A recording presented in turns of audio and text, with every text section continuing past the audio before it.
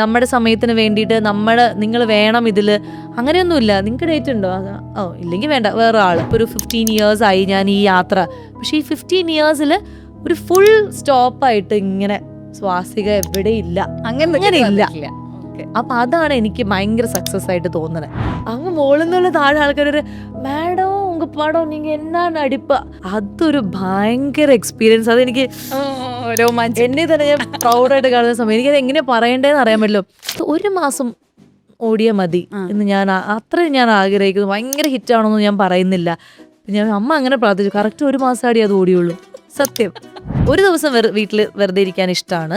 അതല്ലെങ്കിൽ എന്തെങ്കിലും ഷൂട്ട് ഉണ്ടെങ്കിൽ, അല്ലെങ്കിൽ ഞാൻ എന്തെങ്കിലും ഷൂട്ട് ഉണ്ടാക്കും, ആരെങ്കിലുമൊക്കെ വിളിച്ചിട്ട് ഇന്ന് നിങ്ങൾക്ക് എന്തെങ്കിലും ചെയ്യണോ, ഫോട്ടോഷൂട്ട് ചെയ്യണോ എന്നൊക്കെ പറഞ്ഞു. ത്രോ ഉണ്ട് അവർക്ക്. തമിഴ് സ്ത്രീകളെ ശ്രദ്ധിച്ചറിയാം. അവർ ഭയങ്കര ഏയ് എന്നടാ, നമ്മളിവിടെ എന്നാടാ എന്നേ ചോദിക്കുള്ളൂ. ആ ത്രോ കിട്ടാൻ പാടാ. തമിഴൂനും അതുപോലെ തന്നെ എനിക്ക് ചുരുട്ട് വലിക്കാനുള്ള പ്രാക്ടീസ് ചുരുട്ട് അയച്ചു തന്നു. അപ്പൊ ഞാനിവിടെ വീട്ടിലിരുന്ന് ഡെയിലി ചുരുട്ട് വലിച്ച് പ്രാക്ടീസ് ചെയ്യും. അമ്മയും ഞാനും ഞങ്ങളിരുന്ന് ചുരുട്ട് വലിക്കും. ഞാൻ ചുരുട്ട് വലിക്കും, അമ്മ എനിക്ക് നാരങ്ങ വെള്ളം. അവിടെ തീരും കോൺഫിഡൻസ്. ഭയങ്കര ഉടുപ്പൊക്കെ ഇട്ട് ഭയങ്കര മുടിയൊക്കെ ഇങ്ങനെ കെട്ടി കണ്ണൊക്കെ ഇങ്ങനെ എഴുതിയിട്ട് ലാഷൊക്കെ വെച്ചിട്ട് ഏത് സിനിമയിലാ കണ്ടിട്ടില്ലല്ലോ. കാറ്റുപോയി. അല്ല, ജോത്സ്യൻ അതും പറഞ്ഞു, നിങ്ങൾ ആഗ്രഹിക്കുന്ന പ്രണയം വിവാഹം നിങ്ങൾക്ക് നടക്കില്ല എന്ന് ജോത്സ്യൻ പറഞ്ഞു. ജോത്സ്യൻ നമുക്ക് എവിടെ കിട്ടും? എവിടെ? കണ്ണൂർ എവിടെയാണ് അറിയില്ല. എന്നിട്ട് ഇവിടെ എല്ലാവരും ഞാനൊരു മടിച്ചല്ല എന്നുള്ള കാര്യത്തിൽ എനിക്ക് 100% ഉറപ്പാണ്.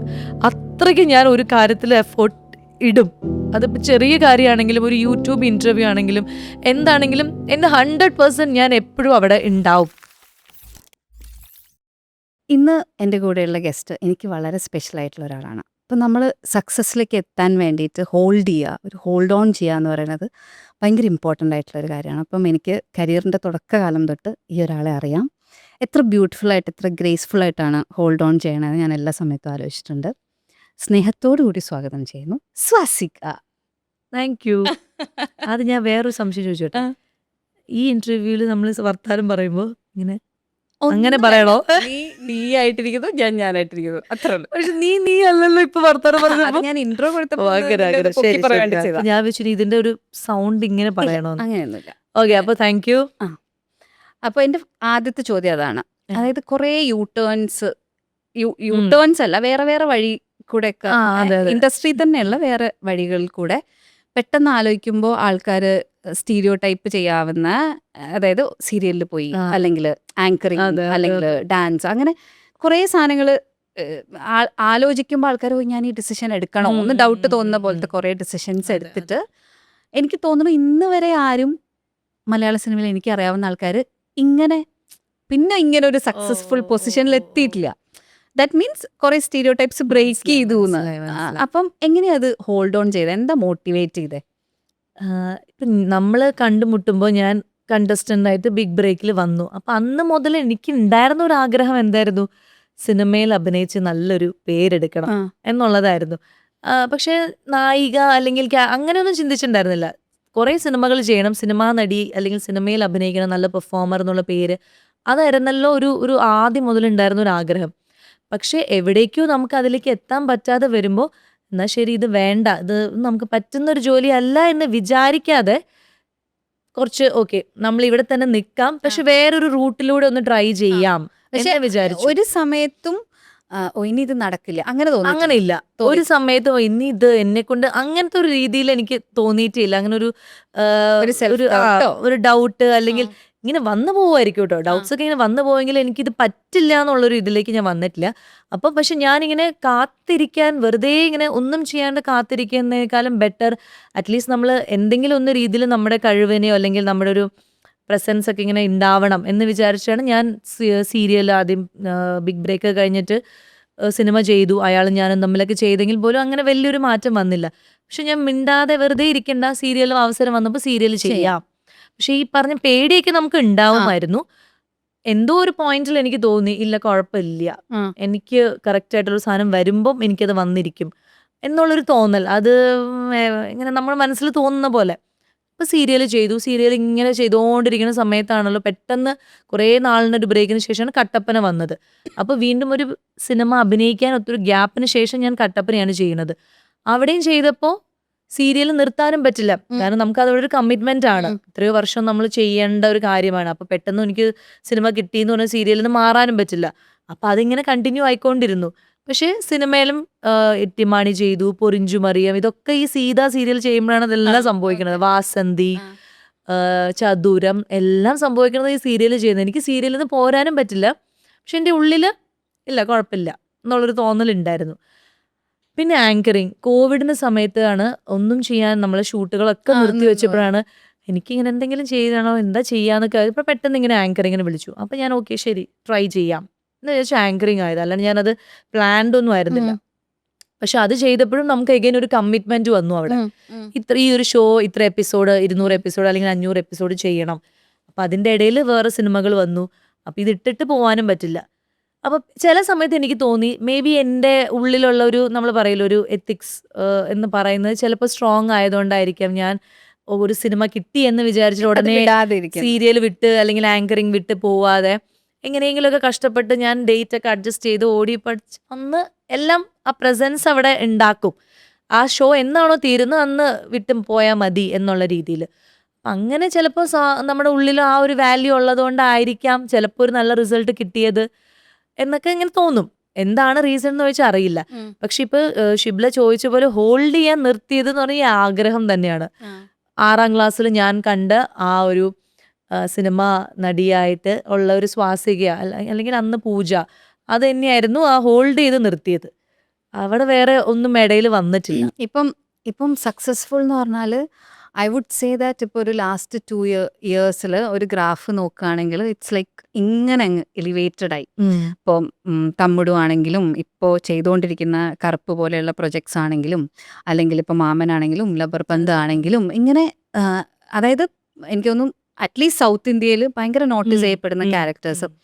അപ്പം ഏതെങ്കിലും ഒരു പോയിന്റിൽ ഒരു സ്വീറ്റ് റിവെഞ്ച് അങ്ങനെ എന്തെങ്കിലും ചെയ്യോ, അങ്ങനെ ഫീൽ ചെയ്യോ, എന്തെങ്കിലും ചെയ്തിട്ടുണ്ടോ? സ്വീറ്റ് റിവെഞ്ച് എനിക്കറിയാം ആദ്യത്തെ ഒരു തമിഴ് സിനിമ ചെയ്തിട്ടുള്ള ഒരു എക്സ്പീരിയൻസ്. അതെ സ്വീറ്റ് റിവെഞ്ച് എന്ന് പറഞ്ഞു കഴിഞ്ഞാൽ നമ്മുടെ മനസ്സിൽ ഇങ്ങനെ നമ്മൾ വ്യക്തികളല്ല, ചില വ്യക്തികളെ ചില സാഹചര്യങ്ങളൊക്കെ ഇങ്ങനെ കടന്നു പോകുമ്പോ വന്ന് ഇപ്പൊ പെട്ടെന്നൊരു എക്സാമ്പിൾ പറയുകയാണെങ്കിൽ മെയിൻ തന്നെ നമുക്ക് ഈ കാരവൻ ഇഷ്യൂ എന്ന് ഇപ്പൊ ആൾക്കാർ ഇങ്ങനെ സംസാരിക്കുന്നുള്ളൂ. അപ്പൊ അത് തന്നെ പറയുകയാണെങ്കിൽ കാരവൻ ഇല്ലാതെ നമ്മൾ അഭിനയിച്ചിട്ടുള്ള അവസരങ്ങളുണ്ട്. അതായത് ഞാൻ സൈഡ് ക്യാരക്ടറൊക്കെ ആയിട്ട് അഭിനയിച്ച് അപ്പോൾ നമ്മളിങ്ങനെ ഒന്ന് ഡ്രസ്സ് മാറാനോ ബാത്റൂം പോകാനൊക്കെ ഇങ്ങനെ ഉണ്ടായിരുന്നെങ്കിലോ എന്നൊക്കെ വിചാരിക്കുന്ന സാഹചര്യങ്ങളുണ്ട്. പക്ഷെ നമ്മളതൊന്നും മനസ്സിലോ എനിക്ക് ഇതൊന്നും കിട്ടിയില്ല എന്നാൽ പിന്നെ എനിക്ക് അങ്ങനെ ഒരു ഇതില്ല. നമുക്ക് എവിടെയാണോ കിട്ടുക അതനുസരിച്ച് അഭിനയിച്ച് പോവാന്നുള്ളതുള്ളൂ. പക്ഷെ പിന്നെ ഞാനിപ്പം ഒരു എൻ്റെ മേക്കപ്പ് ചെയ്യാനായിട്ടിരിക്കുമ്പോൾ ഒരു കാരവനിലിരുന്ന് മേക്കപ്പ് ചെയ്യുമ്പോൾ ഞാനിങ്ങനെ കാരവനിലെത്തി മേക്കപ്പ് ചെയ്യാൻ എന്നുള്ള അങ്ങനത്തെ ചില സാധനങ്ങളിലൂടെ നമ്മൾ കടന്നു പോകുമ്പോൾ ഞാൻ നേരത്തെ ഇങ്ങനെ അല്ലായിരുന്നല്ലോ, പണ്ട് ഇങ്ങനെ അല്ലായിരുന്നല്ലോ. ഈവൻ പേയ്മെന്റ് ആണെങ്കിലും അല്ലെങ്കിൽ നമ്മൾക്ക് കൊടുക്കുന്ന ഒരു നമ്മുടെ സമയത്തിന് അല്ലെങ്കിൽ നമ്മൾ എന്ന വ്യക്തിക്ക് കൊടുക്കുന്ന ഒരു വാല്യൂ ഒക്കെ ഉണ്ടല്ലോ. നേരത്തെ പല സാഹചര്യത്തിലും അങ്ങനെ ഇല്ലായിരുന്നു. നമുക്കങ്ങനെ ഭയങ്കര ഒരു വാല്യൂ നമ്മുടെ സമയത്തിന് വേണ്ടിയിട്ട് നിങ്ങൾ വേണം ഇതില് അങ്ങനെയൊന്നുമില്ല. നിങ്ങൾക്ക് ഡേറ്റ് ഉണ്ടോ? ഇല്ലെങ്കിൽ വേണ്ട വേറെ ആള് അങ്ങനെ ഓപ്ഷൻ. പക്ഷെ കുറെ കഴിഞ്ഞപ്പം സ്വാസിക ചെയ്യണം, സ്വാസിക ചെയ്താൽ നന്നായിരിക്കും, ഞങ്ങൾ വെയിറ്റ് ചെയ്യാം. അങ്ങനെ ചില സാധനങ്ങൾ ഇപ്പം ഓപ്പോസിറ്റുള്ള ആൾ പറയുമ്പോഴാണ് പെട്ടെന്ന് ഇത് എവിടെയോ നമ്മൾ ആഗ്രഹിച്ചാണ് അല്ലെങ്കിൽ എവിടെയോ നമുക്ക് അയ്യോ അന്ന് നഷ്ടപ്പെട്ടതാണല്ലോ അങ്ങനെയൊക്കെ തോന്നുമ്പോൾ അതിന് വേണമെങ്കിൽ ഒരു സ്വീറ്റ് റിവെഞ്ച് ആയിട്ട് അങ്ങനെ എടുക്കാം. അതെ. എങ്ങനെ ലൈക്ക് ഈ സക്സസ് ഇങ്ങനെ ഫസ്റ്റ് ഫീൽ ചെയ്യുന്ന, അതായത് യു സ്ട്രഗിൾഡ് എ ലോട്ട് അല്ലേ? അതെ. അതായത് ഇപ്പം നമ്മള് ഷോ ചെയ്യുന്ന സമയത്ത് തന്നെ ആക്ച്വലി തമിഴില് സിനിമ ചെയ്തിട്ടാണ് അവിടെ തന്നെ എന്തൊക്കെ സ്ട്രഗിൾ ആയിരുന്നു. അവിടെ തന്നെ ഭയങ്കര സ്ട്രഗിൾ ആയിരുന്നു. അത് കഴിഞ്ഞിട്ട് ഇൻഡസ്ട്രിയിൽ വന്നിട്ടാണെങ്കിലും ഇവിടെ മലയാളത്തില് കിട്ടിയ സിനിമകള് അല്ലെങ്കിൽ ആ സിനിമകൾക്ക് നമ്മൾ ചില സിനിമകളും ഭയങ്കര നന്നാവും എന്ന് വിചാരിച്ച് നമ്മൾ ചെയ്യും. പക്ഷെ അതിന് ചിലപ്പം അപ്പൊ നമ്മളിങ്ങനെ കണ്ടിന്യൂസ് ആയിട്ട് ഇങ്ങനെ വർക്ക് ചെയ്തുകൊണ്ടിരിക്കാണല്ലോ, ഇത് വർക്ക് ആവും, അപ്പൊ അത് വർക്ക് ആവാതെ വരണു, വേറൊരു സാധനം നമ്മൾ ചിലപ്പോൾ എക്സ്പെക്ട് ചെയ്യും, ചിലപ്പോൾ അത് ക്യാൻസൽ ആയി പോകും. അപ്പോൾ ഇങ്ങനെ അപ്പൊ ആ ഒരു ഫസ്റ്റ് നമുക്ക് ആ ഒരു സക്സസ് നമ്മൾ ഒരു ടേസ്റ്റ് ചെയ്യില്ലേ, അത് എപ്പോഴായിരുന്നു എന്ന് ഓർമ്മയുണ്ടോ? അതിപ്പം എനിക്കിങ്ങനെ ഒരു ഒറ്റയടിക്ക് ഒരു കയറ്റം കയറാത്തോണ്ട് ഒറ്റൊരു സക്സസ് അല്ലല്ലോ. ഇപ്പം ഞാനിങ്ങനെ ഒന്നും ഇങ്ങനെ ചെയ്യാതിരുന്നിരുന്ന സമയത്ത് പെട്ടെന്ന് സീരിയൽ ചെയ്തു. അപ്പൊ അവിടുന്ന് കിട്ടിയത് തന്നെ ഒരു സക്സസ് ആയിട്ട് എനിക്ക് തോന്നും. ഇപ്പം ഞാൻ ബിഗ് ബ്രേക്കിൽ എനിക്കറിയാം നമ്മളവിടെ എല്ലാ സ്വാസിക നന്നായി ചെയ്തല്ലോ സ്വാസിക പക്ഷെ മാർക്ക് വരുമ്പോൾ 5 4 എന്നൊക്കെ പറയുമ്പോൾ ഞാൻ നമ്മൾ നന്നായി ചെയ്തു എന്നും പറഞ്ഞു നിങ്ങൾ തന്നെയല്ലേ പറഞ്ഞു പിന്നെ എന്താ ഓക്കെ എന്തെങ്കിലും അവിടെ പിന്നെ എലിമിനേഷനും വന്നു.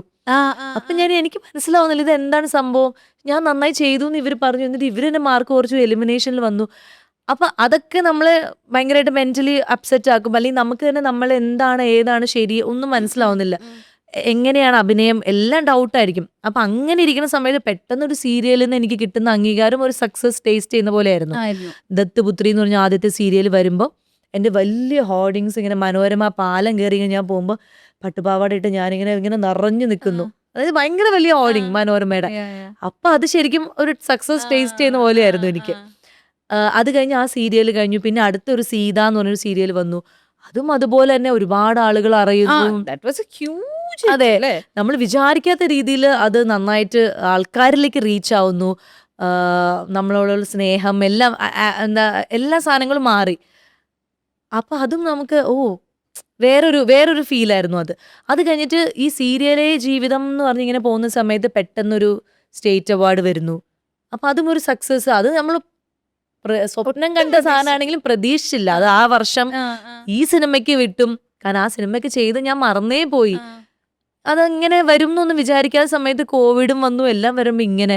സോ ഓരോ സ്റ്റെപ്പിലും ഓരോ സക്സസ് ഇങ്ങനെ ടേസ്റ്റ് ചെയ്യുമ്പോൾ എനിക്ക് എന്താ പറയുക ഭയങ്കര സന്തോഷം. അല്ലെങ്കിൽ ആ മൊമെന്റിൽ ഞാൻ അത് ഭയങ്കര എൻജോയ് ചെയ്തു. ഇതാണ് നമ്മൾ സ്ട്രഗിൾ ചെയ്യുന്നതിനൊക്കെ എവിടെയെങ്കിലുമൊക്കെ ഈ ഇപ്പം ഞാൻ പറയുകയാണെങ്കിൽ പുട്ടില് തേങ്ങ ഇടുന്ന പോലെ ഫുള്ളായിട്ട് ഇല്ല. പക്ഷെ അവിടെ ഇവിടെയൊക്കെ ഓരോ വർഷവും നമുക്ക് സന്തോഷിക്കാൻ ഓരോ വർഷവും നമ്മളൊക്കെ ഓർത്തിരിക്കാനുള്ള കുറേ കാര്യങ്ങളാണ് ഇപ്പം. താങ്ക് ഗോഡ് എൻ്റെ ഇതിപ്പോൾ ഒരു 15 years ആയി ഞാൻ ഈ യാത്ര. പക്ഷെ ഈ 15 years ഒരു ഫുൾ സ്റ്റോപ്പായിട്ട് ഇങ്ങനെ സ്വാസിക എവിടെ ഇല്ല, അങ്ങനെ ഇല്ല. അപ്പൊ അതാണ് എനിക്ക് ഭയങ്കര സക്സസ് ആയിട്ട് തോന്നുന്നത്. അതൊരു വലിയൊരു കാര്യമായിട്ട് ഞാൻ കാണുകയാണ്. കാരണം അങ്ങനെ ഒരു വാനിഷായി പോവാതെ നമ്മൾ എവിടെയെങ്കിലുമൊക്കെ ഉണ്ട്, ഏതെങ്കിലുമൊക്കെ മേഖലയിൽ കലയുമായിട്ട് നമ്മളിങ്ങനെ തൊട്ടടുത്ത് നിൽക്കുന്നുണ്ട്. ലാംഗ്വേജ് അത് ഇത് ആങ്കർ എല്ലാം യൂട്യൂബ് എല്ലാം വേറെ വേറെ കാര്യങ്ങളാണെങ്കിലും ഉണ്ട്, ലൈവാണ് എന്നുള്ളത്. അപ്പൊ അതൊരു അപ്പൊ അതുകൊണ്ട് എനിക്ക് ഒറ്റ ഒരു സക്സസ് ടേസ്റ്റ് ചെയ്ത മൊമെന്റ് അങ്ങനെ പറഞ്ഞില്ലെങ്കിലും ഇതെല്ലാം ഇങ്ങനെ ഓരോ സ്റ്റെപ്പ് ബൈ സ്റ്റെപ്പ് ഓരോ ഘട്ടത്തിലും ഓരോ രീതിയിൽ വ്യത്യസ്തമായിട്ടുള്ള രീതിയിലുള്ള സക്സസ് ആണ്. ഇപ്പൊ ഞാൻ അനുഭവിക്കുന്ന സക്സസ് ഞാൻ ഏതോ വർഷം മറന്ന കാര്യമാണ്. ഞാൻ ആ തമിഴിന്ന് പെട്ടിയും കിടക്കയൊക്കെ ആയിട്ട് കരഞ്ഞ് ഇറങ്ങി വന്നപ്പോ തമിഴ് വിട്ടു. പിന്നെ സബ് കോൺഷ്യസ് മൈൻഡിൽ ഉണ്ടാവുമായിരിക്കും ചില സിനിമകളെ കാണുമ്പോൾ. സത്യം പറഞ്ഞാൽ എനിക്ക് സുരറൈ പോട്രയെ കണ്ടപ്പോൾ ഞാൻ ഇങ്ങനെ വിചാരിച്ചു ഈ ക്യാരക്ടർ എനിക്ക് ചെയ്താൽ ഞാൻ അടിപൊളിയാക്കും, എനിക്ക് പറ്റും എന്നൊക്കെ. അപ്പൊ അതൊക്കെ ഇങ്ങനെ സബ് കോൺഷ്യസ് മൈൻഡിൽ ഉണ്ടെങ്കിലും എനിക്ക് തമിഴ് ഇനി ബാക്ക് ടു തമിഴിലേക്ക് കയറാൻ പറ്റുമെന്ന് ഞാൻ സത്യമായിട്ട് ചിന്തിച്ചിട്ടേ ഉണ്ടായിരുന്നില്ല. ചിന്തിക്കാതെ എനിക്ക് ഇപ്പോഴും ഓർമ്മയുണ്ട്, ഞാൻ വീട്ടിൽ വെറുതെ വൈകുന്നേരം കുളിയൊക്കെ കഴിഞ്ഞിട്ട് ഫോണും ഇങ്ങനെ കളിച്ചുകൊണ്ടിരിക്കുന്ന സമയത്ത് ഒരു കോൾ വന്നിട്ട് ഞാൻ ഇങ്ങനെയാണ്. അപ്പോൾ എനിക്ക് ആ പേരും അറിയില്ല, ആ ഡയറക്ടർ പുതിയതാണ് പക്ഷെ പ്രൊഡക്ഷൻ അറിയില്ല. ഹരീഷ് കല്യാൺ എന്ന് പറഞ്ഞപ്പോഴും ഹരീഷ് കല്യാണിന്റെ ഒരു സിനിമ കണ്ടു. ഒന്നും നമുക്കങ്ങനെ കാരണം ആ ടച്ചേ വിട്ടുപോയി, നമുക്ക് ആ ഇൻഡസ്ട്രി ആയിട്ട് ഒരു ടച്ചും ഇല്ല. അത് പെട്ടെന്ന് ഇങ്ങനെ വിളിച്ചപ്പോൾ ഞാൻ ആകെ സർപ്രൈസ്ഡ് ആയിപ്പോയി. പിന്നെയാണ് എനിക്ക് ഓരോരോ കണക്ഷൻസ് ഒക്കെ മനസ്സിലായി നല്ലതായിരിക്കും എന്നൊക്കെ. പിന്നെ അത് പ്രോസസ്സ് ചെയ്ത് ആ സിനിമ ചെയ്തപ്പോഴാണ് ഇത്രയും വലിയൊരു സിനിമ ആകുമെന്നും അപ്പോഴും വിചാരിക്കുന്നില്ല. ഇതൊരു സിനിമ ഇതൊക്കെ മേ ബി ഒരു നല്ല സിനിമ ക്യാരക്ടറായിട്ട് വരും, അതിങ്ങനെ ഒരു സിനിമയാവും, ടോക്ക് ഓഫ് ദ ടൗൺ. അങ്ങനെ ഒരുപാട് ആർട്ടിസ്റ്റ് അല്ലേ, ഭയങ്കര നമ്മൾ റെസ്പെക്ട് ചെയ്യുന്ന ആർട്ടിസ്റ്റുകൾ പലരും പേരെടുത്ത് പറയുന്നു. എന്താ പ്രശ്നം അല്ല എന്താ സന്തോഷം എന്ന് വെച്ച് കഴിഞ്ഞാൽ ഇപ്പൊ ഞാൻ ഇത്രയും വർഷം മലയാളത്തിൽ അഭിനയിച്ചല്ലോ. പക്ഷെ എപ്പോഴും ഞാൻ ഇപ്പൊ മലയാളത്തിലേക്ക് ഒരു ആൾക്കാർ ഒരു ക്രൗഡിന്റെ ഇടയിലേക്ക് ചെല്ലുമ്പോഴും ഞാൻ ഒന്ന് ബാക്കിലേക്ക് അല്ലെങ്കിൽ അങ്ങനെ ആയിരിക്കുമല്ലോ. കാരണം ഞാനൊരു ടോപ്പ് ഹീറോയിൻ ലെവലിലേക്ക് ആയിട്ടില്ല. ക്യാരക്ടർ റോൾസ് അങ്ങനെ എങ്ങനെ. അപ്പൊ നമ്മൾ എവിടെ ചെന്നാലും നമുക്കൊരു സെക്കൻഡ് ആയിരിക്കും, സർ ഞാൻ സ്വാസിക ഇന്ന പടത്തില് എന്നൊക്കെ പറയേണ്ടി വരുന്നു. ഇവിടെ ഇപ്പൊ ഞാൻ ഇങ്ങനെ ഏതെങ്കിലും ഒരു ഇൻഡസ്ട്രി ആൾക്കാരുള്ള സ്ഥലത്ത് പോവുകയാണെങ്കിൽ എനിക്ക് ഒരു ഇൻട്രൊഡക്ഷൻ ആവശ്യമില്ല. അങ്ങ് മോളിൽ നിന്നുള്ള താഴെ ആൾക്കാരൊരു മാഡം ഉങ്ക പടം നീங்க എന്നാ നടിപ്പ, അതൊരു ഭയങ്കര എക്സ്പീരിയൻസ്. അതെനിക്ക് എന്നെ തന്നെ ഞാൻ പ്രൗഡായിട്ട് കാണുന്ന സമയം എനിക്കത് എങ്ങനെ പറയണ്ടേന്ന് അറിയാൻ പറ്റില്ല. ഓരോ സ്ഥലത്ത് ചെല്ലുമ്പോഴും പക്ഷെ നമ്മുടെ മനസ്സിൽ അവർക്ക് വലിയ ഡയറക്ടേഴ്സ് ആണ്, വലിയ ആക്ടേഴ്സ് ആണ്. ഒരുപാട് പേര് പറയുന്നത് കേട്ടിട്ടുണ്ട്. അതെ, അപ്പൊ അവരുടെ അടുത്ത് നമുക്ക് സർ ഞാൻ സ്വാസിക ഇന്ന ആളെന്ന് പറയേണ്ടി വരുന്നില്ല എന്ന് പറയുന്നത് ഒരു ആക്ടറിനെ സംബന്ധിച്ച് ഭയങ്കര ഒരു ഭാഗ്യമാണ്. അതെനിക്ക് വൈകി വന്ന വസന്തം പോലെ കിട്ടിയെന്ന് പറയുമ്പോഴാണ് ഞാൻ താങ്ക് യു യൂണിവേഴ്സ് എന്ന് പറയുന്നത്. ഇത് ഇപ്പൊ ഞാൻ നെക്സ്റ്റ് ചോദിക്കാൻ വിചാരിച്ചത് ഈ ഒരു ഡിസിഷൻ എടുക്കുന്നതിനെ പറ്റി. അതായത് ഇപ്പം ഇൻഡസ്ട്രിയിൽ നമ്മൾ കുഞ്ഞു വേഷങ്ങൾ ചെയ്യണോ, വർക്ക് ചെയ്യണില്ലേ? ഇപ്പം എന്താണ് നമ്മുടെ ലാൽ ജോസ് സാറിന്റെ സിനിമ ചെയ്തു, അങ്ങനത്തെ കുറച്ച് സിനിമകൾ ചെയ്യുമ്പോഴാണല്ലോ സീരിയൽ എന്നുള്ള ഓപ്ഷൻ വരണത്. അപ്പൊ യൂഷ്വലി ആൾക്കാർ റീതിങ്ക് ചെയ്യാൻ ഭയങ്കര പോസിബിലിറ്റി ഉള്ള ഒരു പോയിന്റ് ആണ് അത് കഴിഞ്ഞിട്ട് പിന്നെ നമ്മൾ ഇതേപോലെ ഒരു കുഞ്ഞു ക്യാരക്ടർ, പക്ഷെ എനിക്ക് തോന്നുന്നു അത് തേപ്പുകാരി വലിയ പേര് അത് കഴിഞ്ഞിട്ട് പിന്നെ ചതുരം പോലൊരു സിനിമ, അതായത് ഇവിടെ തന്നെ ഒരു ഫുൾ ഒരു ഫ്രം ബിഗിനിങ് ടിൽ എൻഡ് ഉള്ള ഒരു ക്യാരക്ടർ. പക്ഷെ ആ character has a lot of things that ആൾക്കാരെ എസ്പെഷ്യലി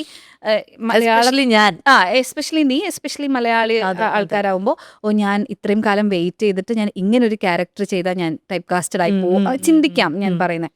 അതേപോലെ അത് കഴിഞ്ഞിട്ട് ഇപ്പൊ ലബർ പന്ത് വരുമ്പോ അതില് you are doing an age which is ഒരു 40 ഒക്കെ വരുന്ന ഒരു, അതായത് നീ ചെയ്യാൻ നിന്റെ ഒരു സ്ക്രീൻ ഏജ് എന്ന് പറയുന്നത് എത്രയാണോ അതിനേക്കാൾ ഒരുപാട് മുകളിലുള്ള ഒരു ഏജ് ആണ് ചെയ്യണം.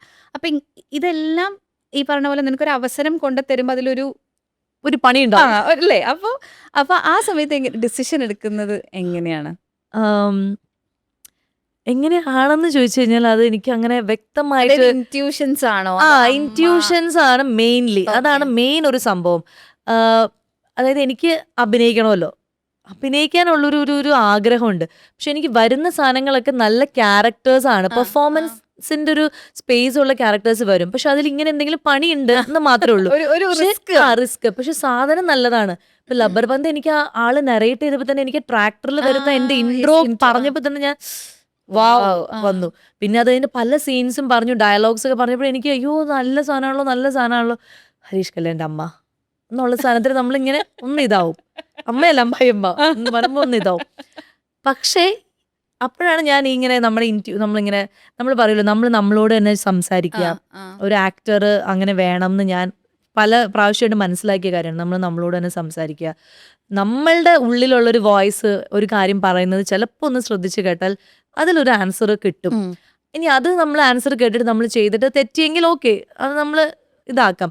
പക്ഷെ മൊത്തത്തിൽ കുറേ സാധനങ്ങൾ വെച്ചിട്ട് കുഴച്ച് ആ ഇമേജ് മറ്റേത് മറിച്ചത് ഇവർ അങ്ങനെ പോവാതെ ആ ഒരു ഇത് ചെയ്ത് കഴിഞ്ഞാൽ നന്നാവും എന്ന് എനിക്ക് തോന്നി. അപ്പം ഞാൻ ഇതുപോലെ തന്നെ എന്നോട് സംസാരിക്കും, കുറേ നേരം ഇരുന്ന് കാര്യങ്ങളൊക്കെ ഇതാകും. പിന്നെ അമ്മ നെക്സ്റ്റ് ഓപ്ഷൻ അമ്മയെടുത്ത് സംസാരിക്കും.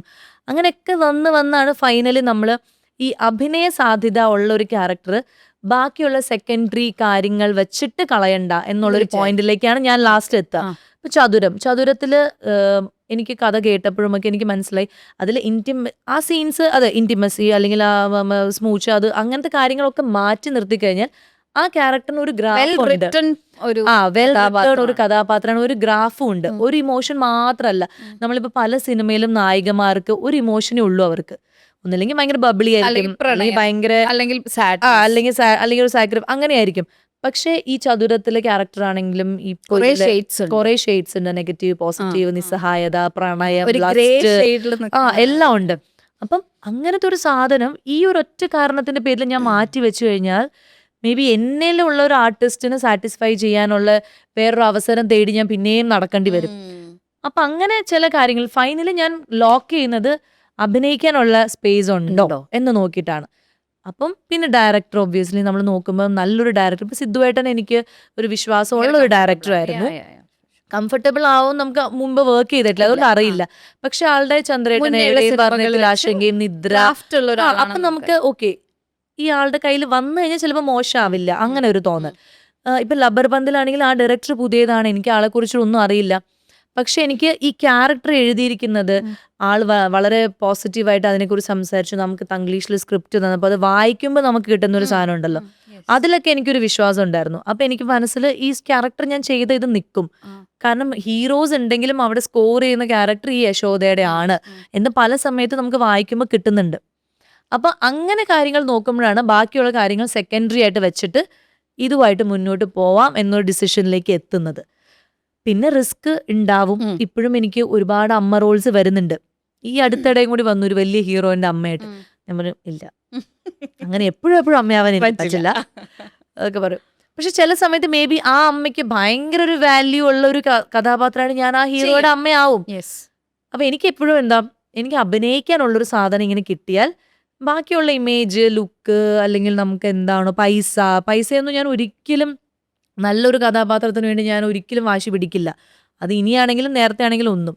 അങ്ങനത്തെ കാര്യങ്ങൾ, ആ ഒരു എന്താ പറയാ, അഭിനയിക്കാനുള്ളൊരു മോഹത്തിന്റെ പിന്നിൽ ഉദിക്കുന്ന ചില ഇൻറ്റ്യൂഷൻസ് ആണ്. ഇനി നിന്നെ കുറിച്ച് സംസാരിക്കുമ്പോൾ ഒരിക്കലും നമുക്ക് സംസാരിക്കാതെ പോകാൻ പറ്റാത്ത ഒരാളാണ് അമ്മ. ഞാൻ അന്ന് നമ്മൾ ബിഗ് ബ്രേക്ക് ചെയ്യുന്ന സമയത്ത് തന്നെ അമ്മ ഈ പറഞ്ഞ പോലെ എന്തിനാ അങ്ങനെ 24 മണിക്കൂർ ലിപ്സ്റ്റിക് ഇടണേ, എന്തിനാ അങ്ങനെ ചെയ്യണേ പൂജ, എന്തിനാ അത് അങ്ങനെ പറയുന്ന ഒരാളായിരുന്നു. അപ്പം ഞാൻ ഇങ്ങനെ ഓരോ സ്ഥലത്തും അമ്മേനെ കാണുന്ന സമയത്ത് ഇപ്പം ചതുരം ചെയ്യുമ്പോൾ ഐ കാണ്ട് ഈവൻ ഇമാജിൻ അമ്മ അവിടെ വന്നിരിക്കണത്. പക്ഷെ ഞാൻ ഓർക്കുവാണ്, നമ്മൾ ആ കാണുന്ന ഒരു ഫസ്റ്റ് ലെയർ പോലെ അല്ല ഒരു മനുഷ്യൻ. അമ്മ ആലോചിച്ചിട്ടുണ്ടാവാം, ഓക്കെ ഇവൾ ഇത്രയും കാലം കാത്തിരുന്നിട്ട് നമുക്ക് ഒരു ത്രൂ ഔട്ട് ഒരു ക്യാരക്ടർ കിട്ടിയതാണ്, അപ്പോ അത് ചെയ്യട്ടെ, ഒരു മെന്റലി ഒരു സപ്പോർട്ട്. മേ ബി ഉള്ളിൽ അമ്മയ്ക്ക് ഒരുപാട് ടെൻഷൻസ് ഉണ്ടാവും സ്വാഭാവികമായിട്ടും. ആ നാട്ടിൻപുറത്തെ ഒരു ടിപ്പിക്കൽ മലയാളി അമ്മയാണ് എൻ്റെ. അപ്പൊ ഉറപ്പായിട്ടും ആ ടെൻഷൻസ് എൻ്റെ അമ്മയുടെ ആങ്ങളമാരെന്ത് പറയും അതൊക്കെ ഉണ്ടാവും. പക്ഷെ എന്നാൽ പോലും അത് എന്നിലേക്ക് ആ പ്രഷർ കൊടുക്കാണ്ട് സ്വന്തമായിട്ട് ആ പ്രഷറൊക്കെ ഇങ്ങനെ മനസ്സിൽ വെച്ചിട്ട്, ഓക്കെ ഇവൾക്ക് ചിലപ്പോൾ ത്രൂ ഔട്ട് ഒരു വേഷം കിട്ടുന്നത് ഒരു ഭാഗ്യല്ലേ. എത്ര ആഗ്രഹിക്കുന്നുണ്ട് നമുക്ക് അറിയാം, കാരണം ബിഗിനിങ് മുതൽ ഉള്ളതുകൊണ്ട് അമ്മയ്ക്ക് അത് അറിയാം. അപ്പൊ ഞങ്ങൾ ഈ ഡ്രൈവ് ചെയ്ത് ഈ കഥ കേട്ടിട്ട് തിരിച്ച് തൃപ്പൂണിത്തുറ ടു മൂവാറ്റുപുഴയുള്ള ആ ഡ്രൈവിലാണ് ഇതൊക്കെ ഡിസ്കസ് ചെയ്യണമെങ്കിൽ. അപ്പൊ ഞാൻ അമ്മയോട്, അമ്മ നോക്കും 99 സീനിലുള്ളതിൽ 90 സീനിൽ ഞാനാണുള്ളത്. ഇതിന്റെ ബോർഡിങ്സ് ഒക്കെ വരുമ്പോൾ എൻ്റെ ഫോട്ടോ വെക്കാതെ പറ്റില്ല, വേറെ നിവർത്തിയില്ല. പിന്നെ നമ്മൾ എത്രയോ സിനിമ ചെയ്തിട്ട് എഡിറ്റ് ചെയ്ത് എൻ്റെ സീൻ കട്ട് ചെയ്ത് കളഞ്ഞിട്ടുണ്ട്. അമ്മ ഇതിൽ കട്ട് ചെയ്യാൻ പറ്റൂല, അവർ കട്ട് ചെയ്താലും 1-2 സീൻ കഥ പറയാൻ പറ്റില്ല, പിന്നെ കഥ പറയാൻ പറ്റില്ല. അപ്പൊ എനിക്ക് കട്ട് ചെയ്യാൻ അങ്ങനെയുണ്ട്. പിന്നെ എന്താ പറയാ, ഇപ്പൊ ബുക്ക് മൈ ഷോയിലൊക്കെ വരുമ്പോൾ എൻ്റെ ഇത് വരും അതില്. പിന്നെ നമ്മൾ ആരോടും പറയണ്ട, അവളുടെ സിനിമയാണെന്ന് പറയണ്ട, അതിൽ പേരുണ്ടാവും. അപ്പൊ അങ്ങനെയൊക്കെ ഒരു സിനിമ വരുന്നത് ഭയങ്കര നല്ലതല്ലേ, അങ്ങനെയൊക്കെ പറഞ്ഞിട്ടാണ് അമ്മ ചിലപ്പോൾ മനസ്സിൽ ഓക്കെ അത് നല്ല അങ്ങനെ വിചാരിച്ചത്. അപ്പൊ അമ്മ പറഞ്ഞു, ഞാൻ പ്രാർത്ഥിച്ചിരുന്നു എത്രയോ ദിവസത്തെ വഴിപാട്. എൻ്റെ അമ്മ അങ്ങനെ ദൈവവിശ്വാസിയാണ്, അതുകൊണ്ട് അങ്ങനെ ഇല്ലാത്തവര് അത് വേറെ. പക്ഷെ എൻ്റെ അമ്മ അങ്ങനെയാണ്. അപ്പൊ അമ്മ പറഞ്ഞു, ഞാൻ എത്രയോ വഴിപാട് നേർന്നിരുന്നു ഈ സിനിമ വന്നതിന് ശേഷം ഇതിന്റെ പേരിൽ ഭയങ്കര മോശം ഒരു ഇത് വരരുത്, നന്നായിട്ട് നീ അഭിനയിച്ചു എന്നുള്ളൊരു പേര് വരണം, അല്ലാണ്ട് നീ അത് ചെയ്തു നീ ഇത് ചെയ്തു എന്നുള്ള പേര് വരരുത്. എന്നിട്ട് അമ്മ പറഞ്ഞു, 1 മാസം ഓടിയ മതി എന്ന്. ഞാൻ അത്രയും ഞാൻ ആഗ്രഹിക്കുന്നു, ഭയങ്കര ഹിറ്റാണെന്നൊന്നും ഞാൻ പറയുന്നില്ല. ഞാൻ അമ്മ അങ്ങനെ പ്രാർത്ഥിച്ചു. കറക്റ്റ് 1 മാസമാടി അത് ഓടിയുള്ളൂ, സത്യം. അപ്പോഴേക്കും ഗോൾഡ് വന്നിട്ട് തിയേറ്ററിൽ നിന്ന് മാറ്റി. പക്ഷെ കറക്റ്റ് 1 മാസം തിയേറ്ററിൽ സിനിമ ഉണ്ടായിരുന്നു. അമ്മയുടെ പ്രാർത്ഥന വന്നാണ്. 1 മാസം ഓടിയാ മതി. അമ്മയുടെ സപ്പോർട്ട് എന്ന് പറയുന്നത് എനിക്ക് ത്രൂ ഔട്ട് ഇപ്പം ഷൂട്ടിന് വരുന്നത് ഞാൻ വിചാരിക്കാറുണ്ട്, ഒരു ഷൂട്ടിന് വന്നിട്ട് അവിടെ ഇത്രയും ആവേഴ്സ് ഇരിക്കുക എന്ന് പറയണത് അവർക്കൊന്നും ചെയ്യാനില്ല, അവർ വന്നിട്ട് ഇരിക്കാൻ വേണ്ടി. പക്ഷെ എനിക്ക് തോന്നുന്നു അമ്മയ്ക്ക് വയ്യായപ്പോഴാണ് അമ്മ അല്ലേ വരാതെ. വയ്യായികയായപ്പോഴും അമ്മ പറഞ്ഞില്ല, ഞാനായിട്ടൊന്ന് ഓക്കെ അമ്മ എന്നാ ഒരിക്കലും വേറെ ഒരു ആളുണ്ടല്ലോ. ഇപ്പോ വേറെ ഒരാളെന്ന് പറയാ കല്യാണം വരെ അമ്മ ഉണ്ടായിരുന്നു. ലാസ്റ്റ് ചെയ്യുന്നത് തമ്മുടു കല്യാണത്തിന് മുൻപാണ് ഞാൻ ചെയ്യുന്നത്. അതിന്റെ ലൊക്കേഷനിൽ വരെ അമ്മ ഉണ്ടായിരുന്നു. കല്യാണം കഴിഞ്ഞിട്ടുള്ള സമയത്തിലാണ് പിന്നെ അമ്മ വരാതായത്. അപ്പൊ അത് ഞാൻ അമ്മയോട് പറഞ്ഞു, കുഴപ്പമില്ല അമ്മ അങ്ങനെ.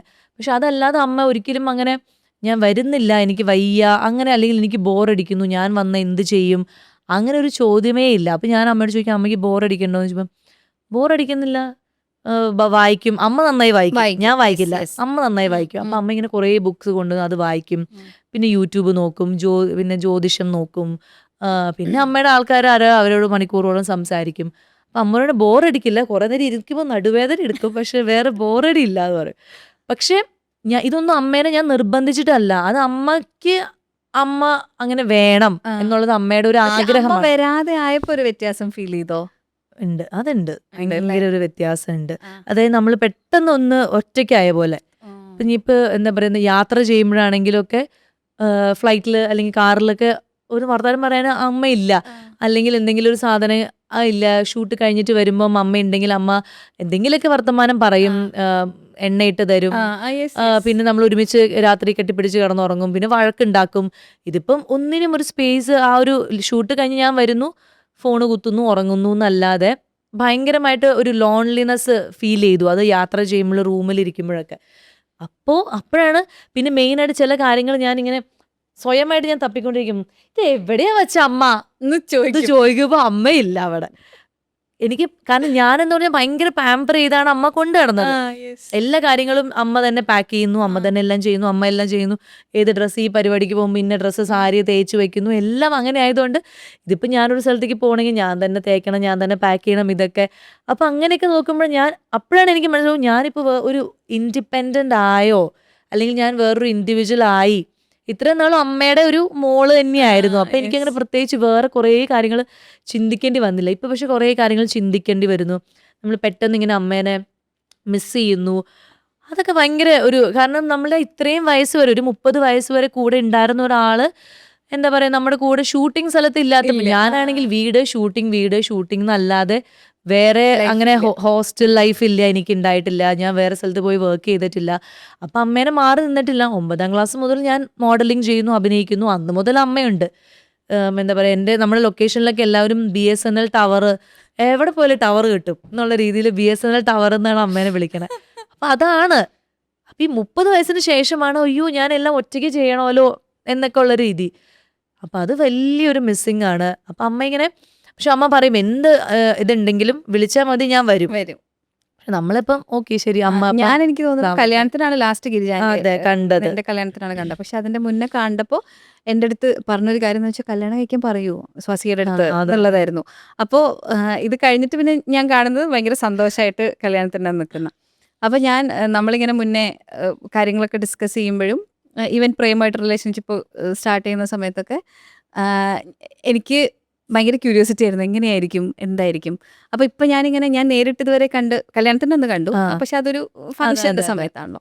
അത് കഴിഞ്ഞിട്ട് അങ്ങനെ കാണാൻ സംസാരിക്കുകയൊന്നും ചെയ്തിട്ടില്ലെങ്കിലും എനിക്ക് വീഡിയോസിലും ഒക്കെ കാണുന്ന സമയത്ത് എനിക്ക് ഭയങ്കര അത്ഭുതമാണ്. പ്രേം ഒരു വർക്ക് ഹോളിക്, 24 hours എന്തെങ്കിലും ചെയ്തുകൊണ്ടിരിക്കേണ്ട ഒരാള്. പ്രേം കുറച്ചൊരു കാം അങ്ങനത്തെ റിലാക്സേഷൻ ഇഷ്ടപ്പെടുന്ന ആളാണ്. അപ്പൊ എങ്ങനെയാ ശരിക്കും ഒരു റിലേഷൻഷിപ്പിന്റെ ഒരു ഡയമെൻഷൻ എങ്ങനെയാണ്? അത് ഈ ഓപ്പോസിറ്റ് അത് അങ്ങനെ പറയുമല്ലോ. അപ്പൊ അത് ഉണ്ടാവുമായിരിക്കും സ്വാഭാവികമായിട്ടും.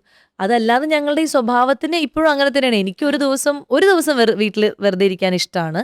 അതല്ലെങ്കിൽ എന്തെങ്കിലും ഷൂട്ട് ഉണ്ടെങ്കിൽ, അല്ലെങ്കിൽ ഞാൻ എന്തെങ്കിലും ഷൂട്ട് ഉണ്ടാക്കും, ആരെങ്കിലുമൊക്കെ വിളിച്ചിട്ട് ഇന്ന് നിങ്ങൾക്ക് എന്തെങ്കിലും ചെയ്യണോ, ഫോട്ടോഷൂട്ട് ചെയ്യണോ എന്നൊക്കെ പറയും. പക്ഷെ പ്രേമിന് അങ്ങനെ അത്രയ്ക്ക് ഇഷ്ടമല്ല. അത് പ്രേമം പറയണേ ഞാൻ കേട്ടിട്ടുണ്ട്. ഒരു ദിവസം ഒരു 5 പരിപാടി ഉണ്ടെങ്കിൽ 5 പരിപാടിക്ക് കറക്റ്റ് സമയത്ത് എത്തണം, കറക്റ്റ് സമയത്ത് എത്തും. 5 ഡ്രസ് ഇടണമെങ്കിൽ 5 ഡ്രസ് ഇട്ട് കറക്റ്റ് സമയത്ത്. പക്ഷെ അങ്ങനെ അത് പ്രേമിന് അതിപ്പോഴും ആൾക്ക് അത്രയും അഡാപ്റ്റ് ചെയ്തിട്ടില്ല. പിന്നെ മേ ബി അവർക്കത് ശീലവും ഇല്ലാത്തതുകൊണ്ടായിരിക്കും. എനിക്കത് ശീലമായത് എന്ന് മുതലാന്ന് വെച്ചാൽ, ഞാൻ യൂത്ത് ഫെസ്റ്റിവൽ ചെയ്യുന്ന സമയം മുതലേ എനിക്ക് ശീലമാണ്. സ്കൂൾ കഴിഞ്ഞ് വൈകുന്നേരം 4 മണിക്ക് നമ്മൾ ക്ലാസ് കഴിഞ്ഞ് അവിടുന്നേ അമ്മ എന്നെ കൊണ്ടുപോകും. യൂണിഫോം പോലും മാറ്റാതെ കൊണ്ടുവന്ന് വഴിയിലിരുന്ന് ഉപ്പുമാവ് തിന്നുന്നു, ഡാൻസ് ക്ലാസ്സിൽ പോകുന്നു, ഡാൻസ് കളിക്കുന്നു. 8 മണി 8:30 വരെ ഡാൻസ് പ്രാക്ടീസ്. നേരെ വീട്ടിൽ വരുന്നു, കുളിക്കുന്നു, പഠിക്കുന്നു, ഉറങ്ങുന്നു, രാവിലെ 5 മണിക്ക് എണീക്കുന്നു, പ്രാക്ടീസ് ചെയ്യുന്നു. അപ്പോൾ അന്ന് മുതൽ ഞാനിത് ട്രെയിൻഡ് ആണ്. പിന്നെ അങ്ങോട്ട് യൂത്ത് ഫെസ്റ്റിവൽ ആയാലും അങ്ങനെ തന്നെയാണല്ലോ. ഇവിടെ ഭരതനാട്യം ആണെങ്കിൽ അപ്പുറത്ത് കുച്ചിപ്പുടി, ഇവിടുന്ന് വേഗം എല്ലാം ഭരതനാട്യം വലിച്ചൂരി കുച്ചിപ്പുടി ഇട്ട് അപ്പുറത്ത് പോയി മോഹിനിയാട്ടം കെട്ടി. ഇത് ഓട്ടമാണ് ഞാനും അമ്മയും. അപ്പൊ അമ്മയ്ക്കും മേ ബി അതുകൊണ്ടായിരിക്കും ആ ക്ഷീണമില്ലാത്തത്. ചില അമ്മമാർക്ക് പുതിയതായിട്ട് ലൊക്കേഷനിൽ കൊണ്ടിരുത്തുമ്പോൾ ഉള്ള പ്രശ്നമായിരിക്കും. പക്ഷെ എൻ്റെ അമ്മ ഞങ്ങൾ യൂത്ത് ഫെസ്റ്റിവലിന് രാവിലെ മേക്കപ്പ് ഇട്ട് കഴിഞ്ഞാൽ കയറി സ്റ്റേജിൽ കളിക്കുന്നത് 2 മണിക്കാണ്. അതുവരെ ഇതിങ്ങനെ ഇട്ടിരിക്കണം. അമ്മയും ഇരിക്കണമല്ലോ, ടീച്ചേഴ്സ് ഒക്കെ ഉണ്ടെങ്കിലും അമ്മയും ഇരിക്കണം. അപ്പൊ ഞാനും അമ്മയും അത് മൈൻഡിൽ ഞങ്ങൾ അത് അറിയാതെ സെറ്റായി. അപ്പൊ നമുക്ക് ഈ ഓട്ടം ഒരു പുതിയ കാര്യമല്ല. പക്ഷെ പ്രേമിന്റെ അമ്മയ്ക്കും പ്രേമിന്റെ ചേട്ടനും, അല്ലെങ്കിൽ ഇപ്പൊ ഈവൻ എൻ്റെ അച്ഛനൊന്നും അത് പറ്റില്ല. അപ്പൊ പുതിയ ആയതുകൊണ്ടാണ് അവർക്കതൊരു ബുദ്ധിമുട്ട്. അപ്പം പ്രേം ഇപ്പൊ പറയുന്നത് എനിക്ക് പറ്റില്ല, പക്ഷെ നിനക്ക് ചെയ്യണമെങ്കിൽ നിനക്ക് 100% ചെയ്യാം, എന്തെങ്കിലും സപ്പോർട്ട് വേണമെങ്കിൽ ഞാൻ ചെയ്യാം. പക്ഷെ എല്ലാ ഷൂട്ടിനും എനിക്കങ്ങനെ, ചിലവർ ഞങ്ങളുടെ കപ്പിൾ ഷൂട്ട്സ് ആണ് കൂടുതലും ചോദിക്കുന്നത്. പക്ഷെ അത് ഒരു ദിവസം 5 ഷൂട്ട് എനിക്ക് പറ്റും, പക്ഷെ പ്രേമിന് 5 ഷൂട്ട് പറ്റില്ല. അപ്പൊ ഞങ്ങള് ചിലത് കപ്പിൾ ഷൂട്ട് ചെയ്യും, ചിലത് ഞാൻ ഒറ്റയ്ക്ക് പോയിട്ട് ചെയ്യും. പക്ഷെ 5 ചെയ്യും, ഒരു ദിവസം 5 ചെയ്യും. അപ്പൊ അത് യൂസ്ഡ് ആവണേന്റെ ഒരു പ്രശ്നമാണ്. നമുക്ക് ചില കാര്യങ്ങൾ ചെയ്യുമ്പോൾ ഇത് ഇങ്ങനെ നടക്കണേ നമ്മൾ അറിയുന്നില്ല. അത് ആ ഫ്ലോയിൽ അങ്ങ് പോവാണ്. ഇപ്പം ഇന്ന് ഞാൻ രാവിലെ എണീറ്റു, എനിക്കൊരു ട്രെയിനിങ് ആക്ടിങ്ങിൻ്റെ ഒരു വർക്ക്ഷോപ്പ് ഉണ്ടായിരുന്നു. അപ്പോൾ അത് ചെയ്തു. അത് കഴിഞ്ഞ് നമ്മൾ മാരിയേറ്റിൽ വന്നു, റിഹേഴ്സൽ ചെയ്തു. അത് കഴിഞ്ഞ് ഞാൻ ഇൻ്റർവ്യൂവിന് വന്നു. ഇൻ ബിറ്റ്വീൻ ഞാൻ എൻ്റെ ഐബ്രോ എടുക്കാനായിട്ട് അവിടെ പോയി. സോ ഇതെല്ലാം വരുമ്പോൾ ഇത്രയും കാര്യങ്ങൾ ഞാൻ ചെയ്തു എന്ന് എനിക്കിത് തോന്നുന്നില്ല. ഇനിയിപ്പോൾ ഇത് കഴിഞ്ഞ് അടുത്ത് വീണ്ടും പ്രാക്ടീസിന് പോകണമല്ലോ. അപ്പോൾ ഒരു ദിവസം ഇത്രയും കാര്യം അയ്യോ ചെയ്യണമല്ലോ എന്നുള്ളൊരു ചിന്ത നമുക്ക് വരുമ്പോഴാണ് പ്രശ്നം. പക്ഷെ ഇതെങ്ങനെ ചെയ്യോ അയ്യോ എനിക്ക് അങ്ങനെ. പക്ഷെ നമ്മളിത് ഞാനിത് സത്യത്തിൽ അറിയുന്നില്ല. കഴിഞ്ഞാൽ ഇത് ചെയ്യണം, ഇത് കഴിഞ്ഞാൽ ഇത് ചെയ്യണം, ഇത് കഴിഞ്ഞാൽ ഇത് ചെയ്യണം, അങ്ങനെ പോവാണ്. അപ്പൊ പ്രേമിന് അത് അഡാപ്റ്റ് ചെയ്യാൻ പറ്റിയില്ലെങ്കിലും ആൾ അതിൽ നിന്ന് നമ്മളെയും ബുദ്ധിമുട്ടിപ്പിക്കുന്നില്ല. ഞാനും അത് മനസ്സിലാക്കി ആളെയും ബുദ്ധിമുട്ടിക്കുന്നില്ല. ഓക്കെ, ഇഷ്ടമുള്ള പോലെ നമുക്ക് പറ്റുന്ന രീതിയിൽ ഒരുമിച്ച് ഷൂട്ട് ചെയ്യാം, അല്ലെങ്കിൽ വേണ്ട എന്നുള്ള രീതിയിൽ.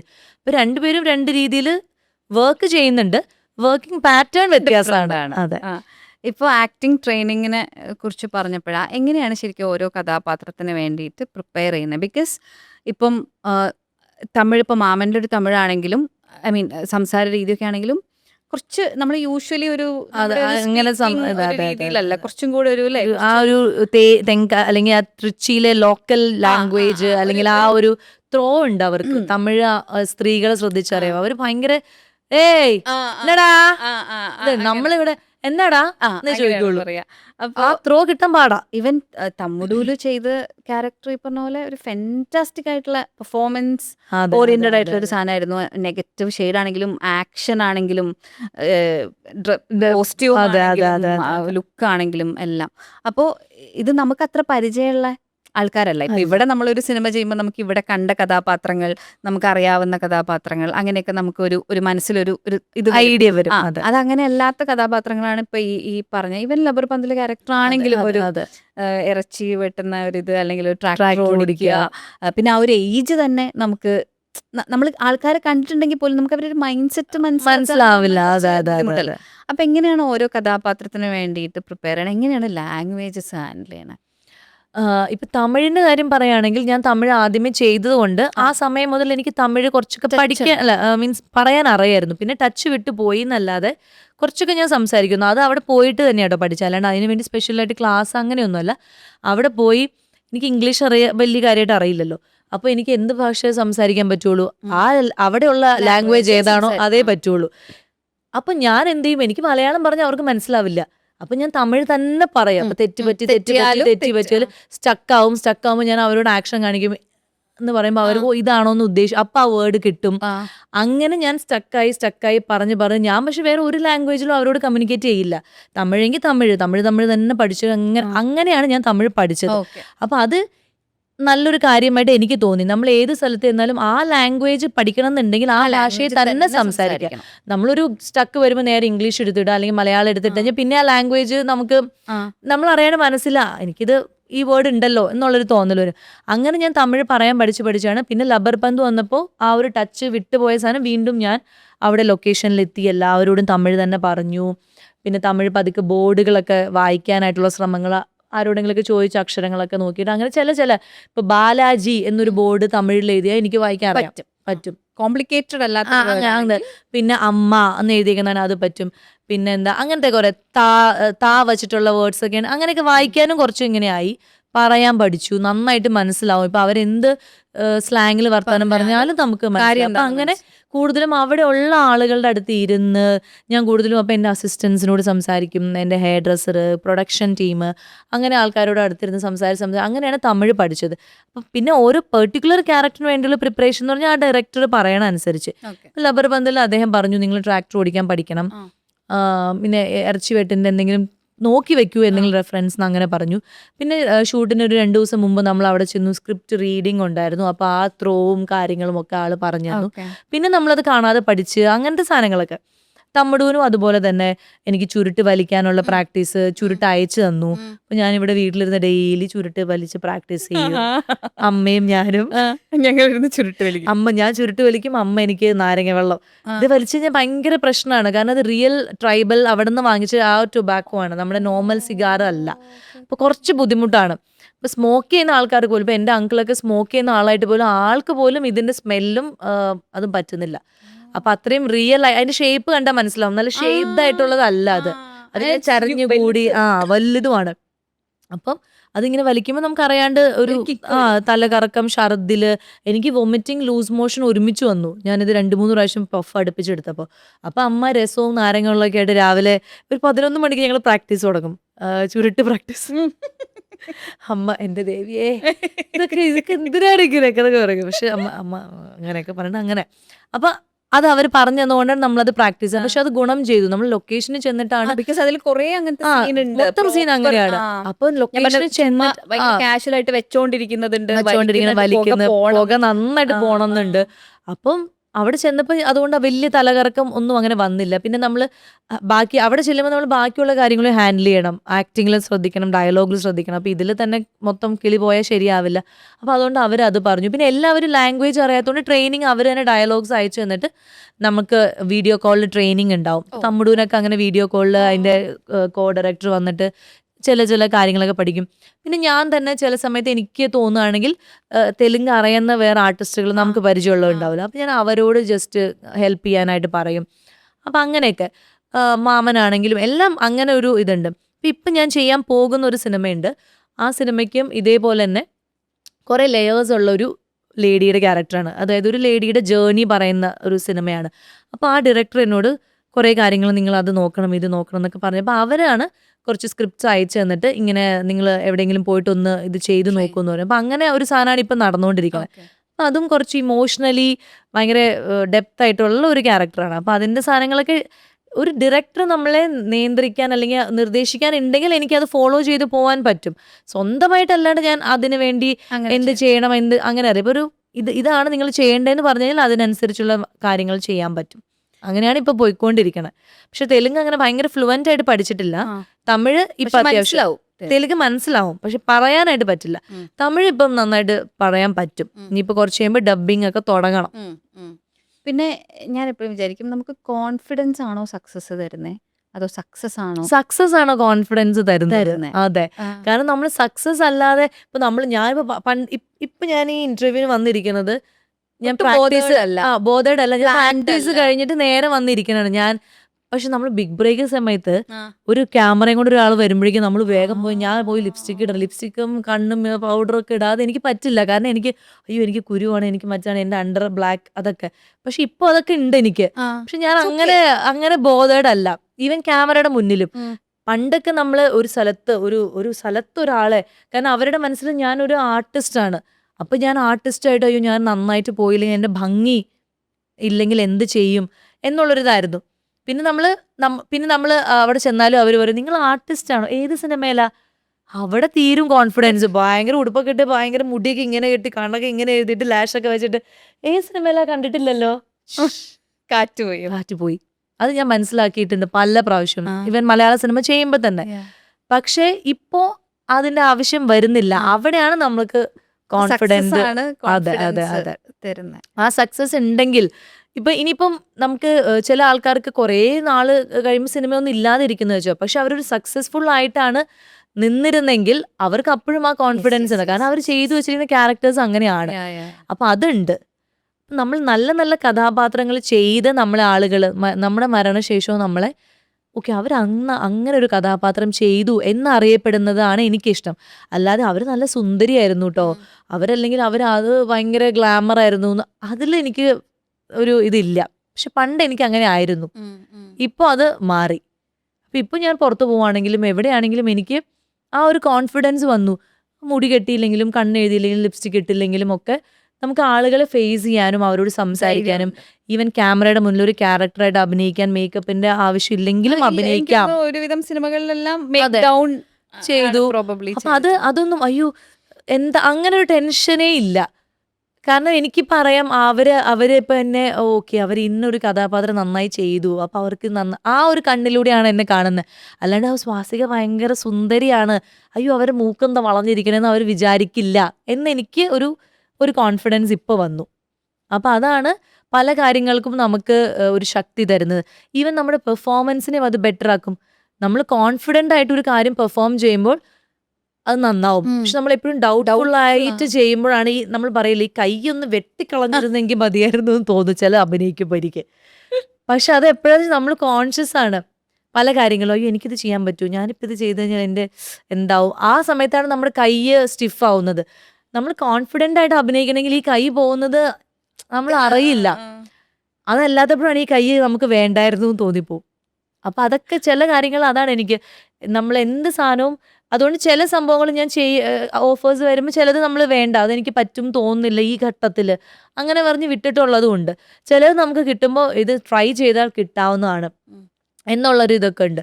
അപ്പം എപ്പോഴാണ് നമ്മൾ കോൺഫിഡൻ്റ് ആയിട്ട് നിൽക്കുന്നത്, സംസാരിക്കുന്നത്, അഭിനയിക്കുന്നത്, അപ്പോൾ കുറേ കാര്യങ്ങൾ നമ്മൾക്ക് അറിയാണ്ട് തന്നെ ഫേസിലും ബോഡി ലാംഗ്വേജിലും ഒക്കെ വരുമെന്നാണ് എനിക്ക് ഫീൽ ചെയ്തിട്ടുണ്ട്. ഇപ്പൊ ഈ ഒരു ഹോൾ കരിയറിൽ കുറെ അപ്സും ഡൗൺസും അങ്ങനെ ഉണ്ടായിട്ടുണ്ട്.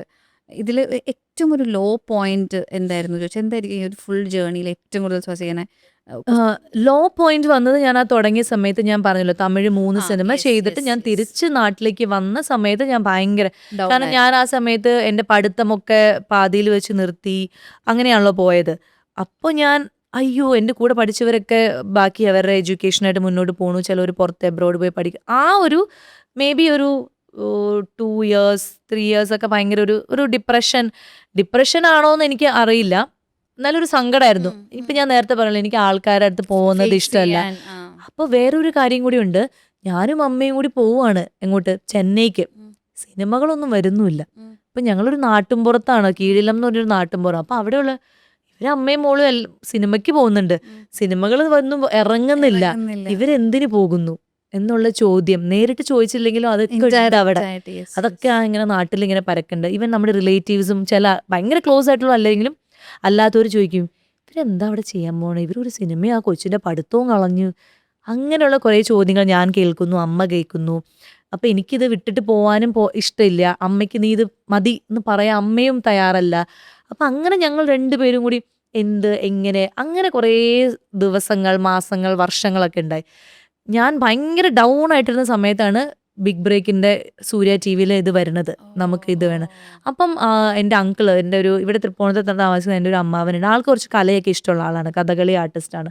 അപ്പം രാമുമാമനാണ് പറഞ്ഞത് തമിഴ് പോട്ടെ ശരി, അത് നമുക്ക് അറിയാത്ത കാര്യങ്ങൾ അറിയില്ല, ഇപ്പം ഇവിടെയാണെങ്കിൽ ഇവിടെ നിന്ന് നമുക്ക് ചെയ്യാം, അപ്പം ഇവിടുത്തെ ആൾക്കാരുടെ വായ അടയുമല്ലോ, അറ്റ്ലീസ്റ്റ് ടി വിയിലെങ്കിലും കാണുന്നുണ്ടല്ലോ, അപ്പം നീ ഇതിനൊന്ന് ഇത് ചെയ്ത് നോക്ക്, ആപ്ലിക്കേഷൻ കൊടുക്കുന്നു പറഞ്ഞിട്ടാണ് ഞാൻ ബിഗ് ബോസിൽ പോകുന്നത്. ആ സമയത്ത് ഞാൻ വരുമ്പോൾ എന്താ പറയുക, ഷിബിലയും അനുശ്രീ അല്ല ഷിബില, അനുശ്രീ 2ാമത്തെ ദിവസമാണ് വന്നത്. ഞാൻ വരുന്ന ദിവസം ഷിബില, ജ്യോതി, അങ്ങനെ കുറേ പേര് വന്നു. സോ നിങ്ങളൊക്കെ വരുമ്പോൾ നിങ്ങൾ ഭയങ്കര ഒരു എന്താ പറയാ ഭയങ്കര കോൺഫിഡൻസ്. അപ്പൊ ഞാൻ പക്ഷെ അങ്ങനെയാണ് തോന്നുന്നത്. ഈവൻ നിങ്ങളുടെ സംസാരത്തിലും അതിൽ ഏറ്റവും കൂടുതൽ ഞാൻ പറയുന്നത് ഷിബിലയുടെ ഒരു സംസാര രീതിയും ഒക്കെ കേൾക്കുമ്പോഴാണ് നമ്മൾ ഇങ്ങനെയൊക്കെ ഓക്കെ സംസാരിക്കണമല്ലേ എന്നൊക്കെ തോന്നിപ്പോവും വായിക്കുന്നത്. അപ്പം നമ്മൾ എന്തോ ആക്ടിങ്ങിന്റെ കാര്യമൊക്കെ പറയുമ്പോൾ കുറേ ബുക്സിന്റെ കാര്യങ്ങളൊക്കെ പറയും. അപ്പോൾ ഈ ബുക്കൊക്കെ ഉണ്ടല്ലേ, ഏതൊക്കെ പറഞ്ഞിട്ട്. അപ്പം ഷിബിലയോടൊന്നും ഞാൻ സംസാരിക്കാനേ എനിക്ക് ഇഷ്ടമല്ലായിരുന്നു, പേടി. ഇഷ്ടം എന്ന് വെച്ചാൽ പേടി. കറക്റ്റായിട്ട് എൻ്റെ റൂംമേറ്റ് ആയിട്ട് കൊണ്ടിടുകയും ചെയ്തു, എൻ്റെ പൊന്നോ. അപ്പം ഞാൻ ഇങ്ങനെ നോക്കി, അപ്പം ഞാൻ ഓൾറെഡി സിനിമ ചെയ്തു. അപ്പം നിങ്ങൾക്ക് ആർക്കും എന്നെ അറിയ പോലും ഇല്ല ഞാൻ ആ സിനിമ ചെയ്തു. അവിടെയാണ് ഞാൻ മനസ്സിലാക്കിയത് സിനിമ ചെയ്തിട്ടല്ല കാര്യം, ആ സക്സസ് ആണ് കാര്യം. അപ്പം എൻ്റെ കൂടെ ആ സമയത്ത് സിനിമ ചെയ്ത ആളാണ് അനന്യയും ഞാനും ഒക്കെ ഏകദേശം ഒരു സമയത്താണ്. പെർസ്പെക്റ്റീവ് അപ്പൊ ഡിഫറെന്റ് ആട്ടോ. അതായത് ഞങ്ങള് ഇപ്പൊ വന്നു കഴിഞ്ഞിട്ടാണ് തമിഴില് ഓൾറെഡി ചെയ്തിട്ടുള്ള കുട്ടിയാണ്, പക്ഷെ നിങ്ങൾക്ക് എന്നെ അറിയില്ലല്ലോ. പേഴ്സണലി നമ്മൾ അടുക്കുന്നതിന് മുന്നെയാ ഞാൻ പറയണത്. അല്ല, പക്ഷെ എന്നാലും അവരുടെ ആ സിനിമ നിങ്ങൾ കണ്ടു എന്നുള്ളതില്ല. അപ്പൊ നിങ്ങളുടെ മനസ്സിൽ ഏത് സിനിമയായിരിക്കും അങ്ങനെ, ഏതൊരു തമിഴ് സിനിമ. പക്ഷെ അതല്ലാതെ ഓക്കെ ഞങ്ങൾ കണ്ടൊരു സിനിമയിലൊരു കുട്ടി എന്ന് പറയുമ്പോൾ അത് വേറെയാണ്. അപ്പൊ ആ സമയത്ത് അനന്യയുടെ സിനിമ അവിടെ ഭയങ്കര ഹിറ്റായിരുന്നു, നാടോടികള്, പിന്നെ മൈന, അമല വന്നു, മൈന. അപ്പൊ ഇതൊക്കെ ഞങ്ങളെല്ലാരും ഒരു സമയത്താണ് ആ ചെന്നൈയിൽ ലാൻഡ് ചെയ്യുന്നത്. ഇതൊക്കെ അപ്പൊ മാനേജേഴ്സ് ത്രൂ ഒക്കെ നമ്മളെല്ലാം അറിയാം. അപ്പൊ ഞാൻ നോക്കി മൈന ഹിറ്റ്, അമല ഇതായി, അനന്യ നല്ല നല്ല സിനിമകൾ ചെയ്യുന്നു. ഞാനിങ്ങനെ അപ്പൊ അവിടേക്കാണ് നമ്മൾ ആ ഡൗൺ ഇതായത്. പിന്നെ എനിക്കൊന്ന് റിലാക്സ് ആയത് മേ ബി ബിഗ് ബ്രേക്കിലായിരിക്കും. കുറേ സാധനങ്ങൾ, ഇൻഹിബിഷൻസ് ഒക്കെ നമുക്ക് അവിടുത്തെ വർക്ക്ഷോപ്പിലൊക്കെ മാറ്റി. പിന്നെ നമ്മൾ അവിടെ എല്ലാവരുമായിട്ട് സംസാരിക്കുമ്പോൾ എല്ലാവരുടെയും ആഗ്രഹങ്ങൾ ഒന്നാണ്, സിനിമ. നമ്മളെല്ലാവരും സംസാരിക്കുന്ന വിഷയങ്ങൾ സിനിമയായി, എല്ലാവർക്കും സിനിമ അഭിനയിക്കാൻ ഒരു ബോണ്ട് വന്നു. നമ്മൾ കുറേ കാര്യങ്ങൾ കുറെ ടാസ്കുകൾ ചെയ്യുമ്പോഴൊക്കെ നമുക്ക് അങ്ങോട്ടും ഇങ്ങോട്ടും കോംപ്ലിമെന്റ്. നമ്മൾ ആ എന്താ ഇമാജിനേഷൻ ഇത് ചെയ്തപ്പോൾ എനിക്ക് ഓർമ്മയുണ്ട്, ഞാൻ എന്തോ പാമ്പ് എൻ്റെ കയറുന്നതാണ്. ഷിബില ഒരു ഇമോഷണൽ മോൻ റോഡ് ക്രോസ് ചെയ്തിട്ട് അതാണ് ഷിബില ചെയ്യുക. അയ്യോ എനിക്ക് രോമാഞ്ചം വരുന്നത്. അപ്പൊ അതൊക്കെ നമ്മൾ ചെയ്യുമ്പോൾ അപ്പൊ ഞാനിങ്ങനെ ഷിബിലേനെ നോക്കി ഇങ്ങനെ നിന്നു. അത് ശരിയാണല്ലോ, മോൻ ക്രോസ് ചെയ്തിട്ട് തിരിച്ചു വരണേന്റെ ആ ഒരു റോഡില്ല, വണ്ടിയില്ല, മോനില്ല, ഒന്നുമില്ല. നമ്മൾ ഇമാജിൻ ചെയ്ത് ചെയ്യുന്ന ആ ടാസ്ക് അതൊക്കെ ഒരുപാട് ഹെൽപ്പ് ചെയ്തിട്ടുണ്ട്. നമ്മുടെ ആ സൗഹൃദങ്ങൾ തന്നെ കുറെ നല്ല ഹെൽപ്പ് ചെയ്തിട്ടുണ്ട്. അപ്പൊ എന്റെ റൂംമേറ്റ് ആയിട്ട് എനിക്ക് കിട്ടിയത് ആദ്യം അനുവിനെ കിട്ടി, പിന്നെ ഷിബ്ല വന്നു, ചാന്ദിനി വന്നു. അപ്പം നമ്മൾ അങ്ങോട്ടും ഇങ്ങോട്ടും കുറെ കാര്യങ്ങൾ പറഞ്ഞു. എൻ്റെ പേഴ്സണൽ കാര്യങ്ങളും ആ സമയത്ത് എനിക്ക് ഉണ്ടായിരുന്ന കുറച്ച് കാര്യങ്ങൾ ഞാൻ ഷെയർ ചെയ്തു. എന്താ പറയാ, പിന്നെ പ്രണയം, ഇതൊക്കെ നമ്മൾ ഷെയർ ചെയ്തു. അപ്പം അങ്ങനെ ആ ഒരു 9 മാസം അത് വേറൊരു ചാപ്റ്റർ ആയിട്ട് കുറെ നല്ല നല്ല കാര്യങ്ങൾ നമുക്ക് എന്താ ഇപ്പോഴും ഓർത്തിരിക്കാൻ പറ്റുന്ന കുറെ സംഭവം വന്നു. അത് കഴിഞ്ഞിട്ട് അവിടെയും എനിക്ക് ഈ ഇമോഷണലി ഞാൻ ഡൗൺ ആയത് ഈ പറഞ്ഞ കാര്യത്തിലാണ്. എത്ര പെർഫോം ചെയ്തിട്ട് മാർക്കില്ല. അപ്പൊ നമ്മുടെ ഷോ ഡയറക്ടർ ഒക്കെ ജിനു, ആ ചേട്ടനൊക്കെ വന്നിട്ട് വാട്ട് ഹാപ്പൻ സ്വാസിക, നിങ്ങളെ ഞങ്ങൾ ഏറ്റവും പ്രതീക്ഷ അർപ്പിച്ച ഒരു കണ്ടസ്റ്റന്റ് ആയിരുന്നു, വാട്ട് ഈസ് ഗോയിങ് ഓൺ എന്നൊക്കെ പറഞ്ഞു. ഞാൻ നന്നായി പ്രാക്ടീസ് ചെയ്യുന്നുണ്ട്. ഷിബിലിക്ക് ഓർമ്മയുണ്ടോന്ന് അറിയില്ല, ഞാനാണ് രാവിലെ ഏറ്റവും ആദ്യം എണീറ്റിട്ട് പ്രാക്ടീസ് ചെയ്യുന്നത്. ഡാൻസ് പ്രാക്ടീസ് ചെയ്യുന്നു, ആ മോണോ ആക്ട്, ആ ഇതൊക്കെ ചെയ്യുന്നു, ഡബിങ്, എല്ലാ കാര്യം ഞാൻ നന്നായി ചെയ്യുന്നുണ്ടല്ലോ. ഞാൻ ഒരിക്കലും ഒരു പ്രാക്ടീസ് ചെയ്യാതെ മടി കാണിക്കുക അങ്ങനെ ഒന്നുമില്ല. എവിടെയാണ് എനിക്ക് അത് നമുക്ക് ചില സാധനങ്ങൾ അറിയാൻ പറ്റുന്നില്ല. എന്താണ് പ്രശ്നം? അപ്പൊ നമ്മൾ തന്നെ പറയും ചില ആക്ട് കാണുമ്പോൾ ഇതൊരു ആവറേജ് ആക്ട് ആണ്, പക്ഷെ അവർക്കാണ് 10ൽ 10 കിട്ടുന്നത്. അപ്പൊ ഇതൊക്കെ എന്താണ്, എങ്ങനെയാണ്, ഒന്നും മനസ്സിലാവുന്നില്ല. അപ്പൊ അവിടെ ഞാൻ വീണ്ടും അപ്പൊ ഇതെനിക്ക് പറ്റുന്നില്ലേ, ഞാൻ എന്താ, അവിടെയും നമുക്കൊരു ഇമോഷണൽ വന്നു. പിന്നെ ഷോ കഴിഞ്ഞു. ഷോ കഴിഞ്ഞിട്ട് നേരെ ഷോവിന്റെ അന്ന് അനൗൺസ് ചെയ്ത സിനിമയിൽ നിന്ന് എന്നെ മാറ്റി. നമ്മുടെ ലാൽജു സാർ അനൗൺസ് ചെയ്ത വാദ്യാർ സിനിമയായിരുന്നല്ലോ, ജയേട്ടന്റെ നായികയായിട്ട്. അപ്പൊ ഞാൻ ജയേട്ടന്റെ നായിക എന്നൊക്കെ പറഞ്ഞ് നമ്മള് വേറൊരു ഹാപ്പി ഫേസിലേക്ക് പെട്ടെന്ന് പിന്നെ അതില്ല. അപ്പൊ നമ്മുടെ കൂടെയുള്ള ആള് അനുശ്രീ ഇങ്ങനെ കയറി പോണു, അത് നമ്മൾ കാണുന്നു. അപ്പൊ നമുക്ക് അതായത് സങ്കടം എന്ന് പറയുന്ന സാധനം തീർച്ചയായിട്ടും ഉണ്ടാവും. കാരണം നമ്മളും ഒരു എഫേർട്ട് ഇട്ടു. ഇപ്പൊ ഞാനൊരു മടിച്ചിയാണെങ്കിൽ ഞാൻ ഒരിക്കലും സങ്കടപ്പെടും. പക്ഷെ എനിക്ക് വേറെ ഒന്നിലും കോൺഫിഡൻസ് ഇല്ലെങ്കിലും ഞാനൊരു മടിച്ചിയല്ല എന്നുള്ള കാര്യത്തിൽ എനിക്ക് 100ൽ 100% ഉറപ്പാണ്. അത്രയ്ക്ക് ഞാൻ ഒരു കാര്യത്തിൽ എഫേർട്ട് ഇടും. അതിപ്പോൾ ചെറിയ കാര്യമാണെങ്കിലും ഒരു യൂട്യൂബ് ഇൻ്റർവ്യൂ ആണെങ്കിലും എന്താണെങ്കിലും എൻ്റെ 100% ഞാൻ എപ്പോഴും അവിടെ ഉണ്ടാവും, മെൻ്റലി ആൻഡ് ഫിസിക്കലി. എന്നിട്ടും എനിക്ക് റിസൾട്ട് കിട്ടുന്നില്ല, എൻ്റെ കൂടെയുള്ള ആൾക്കാർ ഇങ്ങനെ കയറി പോകുന്നല്ലോ എന്ന് ഓർക്കുമ്പം അസൂയല്ല അതിന് പേര്, നമ്മൾക്ക് നമ്മളോട് തന്നെ എന്താണ് ഇങ്ങനെ സംഭവിക്കുന്നത് എന്നുള്ളൊരു സങ്കടം. അപ്പം അതെനിക്കുണ്ടായിരുന്നു, എൻ്റെ ചാൻസ് പോകുന്നല്ലോ, പിന്നെ എനിക്ക് എന്ത് പറ്റി, അത് വരുന്നില്ലല്ലോ. അപ്പം അതാണ് നമുക്കൊരു ഇവിടെയാണ് നമ്മൾ തെറ്റെന്ന് അറിഞ്ഞാൽ നമുക്ക് തിരുത്താം. നമുക്ക് അപ്പൊ ആരും അത് പറയുന്നില്ല, എല്ലാരും പറയുന്നു. അപ്പൊ ഒരാൾ പറയാണ് നിങ്ങൾ അത് നിങ്ങൾ മൈനസ് ചെയ്ത് ശരിയല്ല അതുകൊണ്ടാണെന്ന് പറഞ്ഞ് അതും പറയുന്നില്ല. ഇവര് നമ്മൾ പറയും ബാക്ക് സ്റ്റേജിൽ കൈയടിക്കുന്നു, ഫ്രണ്ട് സ്റ്റേജിൽ കൈയടിക്കുന്നു, എല്ലാം ചെയ്യുന്നു. അപ്പൊ എവിടെയാണെന്ന് പറയൂ, അതാരും പറയാനും ഇല്ല, നമുക്കാരും പറഞ്ഞു തരാനും ഇല്ല. സോ അങ്ങനത്തെ ചില സ്ഥലങ്ങളിലാണ് നമുക്ക് ഇതെന്താ സംഭവിക്കണേ എന്നൊന്നും മനസ്സിലാവാത്ത. അപ്പം ഞാൻ ശർമാജിയൊക്കെ വിളിച്ചിട്ട് പറയാം. അപ്പം ശർമാജി പറയും ഇല്ല, ആസ് എൻ ആർട്ടിസ്റ്റ് നിങ്ങൾ നന്നായി ചെയ്യുന്നുണ്ട്, പക്ഷെ എവിടെയോ എന്തോ ഒരു സ്റ്റക്ക്. അന്ന് ഞാൻ ലാൽജോ സാർ അടുത്ത് ചോദിച്ചിട്ടുണ്ട്, നമ്മൾ ഇത്രയും കുട്ടികളുടെ കൂട്ടത്തിൽ ലൈക്ക് ഒരു നല്ല ആക്ടർ ആരാന്ന് ചോദിച്ചാൽ ലാൽജോ സാർ എന്ത് പറയും? അപ്പം എന്നോട് ചോദിച്ചു, നമ്മൾ പറയുന്ന കാര്യങ്ങൾ അങ്ങനെ അബ്സോർബ് ചെയ്യുന്നതാണ് ഒരു നല്ല ആർട്ടിസ്റ്റ് എങ്കിൽ സ്വാസികയാണ് ഏറ്റവും നല്ല ആർട്ടിസ്റ്റ് എന്നോട് പറഞ്ഞിട്ടുണ്ട്. അത് കഴിഞ്ഞിട്ട് ഞാൻ സ്വാസ് ഇപ്പം സക്സസ്ഫുൾ ആയി കഴിഞ്ഞിട്ട് ഞാൻ ലാൽജോ സാറെ കണ്ട സമയത്ത് എന്നോട് കണ്ടില്ലേ സ്വാസ് കണ്ടില്ലേ എന്ന് എൻ്റെ അടുത്ത് പറഞ്ഞിട്ടുണ്ട്. അപ്പോൾ ഇത് കഴിഞ്ഞെപ്പോഴെങ്കിലും ലാൽജോ സാറ് വിളിക്കുകയോ? ലാൽജു സാറിന് ഞാൻ ഈ ലബർപന്തിനൊക്കെ മുന്നേ കേട്ടോ കണ്ടത്. പക്ഷെ എന്നാലും ആ സമയത്ത് സ്റ്റേറ്റ് ബോർഡൊക്കെ കിട്ടിയതിന് ശേഷം ഞാൻ കണ്ടു. അമൃത ടി.വിയിൽ ഞാൻ ചെയ്യുന്ന ഷോന് ആങ്കറായിട്ട് ഗസ്റ്റ് ആയിട്ട് വന്നു. അപ്പോൾ ലാൽജു സാർ പറഞ്ഞു, കണ്ടോ മിടുക്കിയായി, ഞാൻ പറഞ്ഞില്ലേ നിനക്ക് അതിനുള്ള പൊട്ടൻഷ്യൽ ഉണ്ട്, സോ ഒരിക്കലും ആ മനസ്സിലുള്ള ഡോർ അടയ്ക്കരുത്, ആ ഡോർ എപ്പോഴും ഓപ്പൺ ആയിട്ട് വെക്കുക. ബാക്കിയുള്ള എല്ലാവരും നമ്മുടെ മുന്നിൽ ഡോർ അടച്ചാലും നമ്മുടെ മനസ്സിലുള്ള ഒരു പ്രതീക്ഷ ആ ഡോർ നമ്മൾ അതെ, അപ്പൊ വരും. പിന്നെ ഇതൊന്നും എനിക്കും ഹെൽപ്പ് ചെയ്യാൻ പറ്റില്ല ചില സമയങ്ങളിൽ, എൻ്റെ കയ്യിലല്ല. എനിക്ക് ചില ക്യാരക്ടർ തരണം എന്നുണ്ടാവും, പക്ഷെ ആ സമയത്ത് അത് വരില്ല. ഇപ്പൊ അപ്പൊ ലാൽജു സാർ പറഞ്ഞു നമ്മുടെ ബെസ്റ്റ് ഫ്രണ്ടാണ് അനു, അതുകൊണ്ടാണ് നമ്മളിത് ഓപ്പണായിട്ട് പറയണത്, വേറെ ആൾക്കാരാണെങ്കിൽ ഞാൻ പറയില്ല. അപ്പൊ ലാൽജു സാർ പറഞ്ഞു ആ സമയത്ത് അത് അനുവിന് പറ്റിയ ക്യാരക്ടർ ആയിരുന്നു. യെസ്. അപ്പൊ ഞാൻ ചോദിച്ചു സാർ അതിൽ 3 കുട്ടികൾ ഉണ്ടായിരുന്നല്ലോ, അപ്പൊ സാർ വാദ്യാർ പോയി, അപ്പൊ സാറിന് വിളിച്ചുകൂടായിരുന്നു, അതിൽ 3 ഹീറോയിൻസ്. അപ്പൊ അല്ല, അത് അനുവിന് പറ്റിയ ക്യാരക്ടറായിരുന്നു, മറ്റത് ഗൗതമിക്ക് അങ്ങനെ ആയിരുന്നു അത്.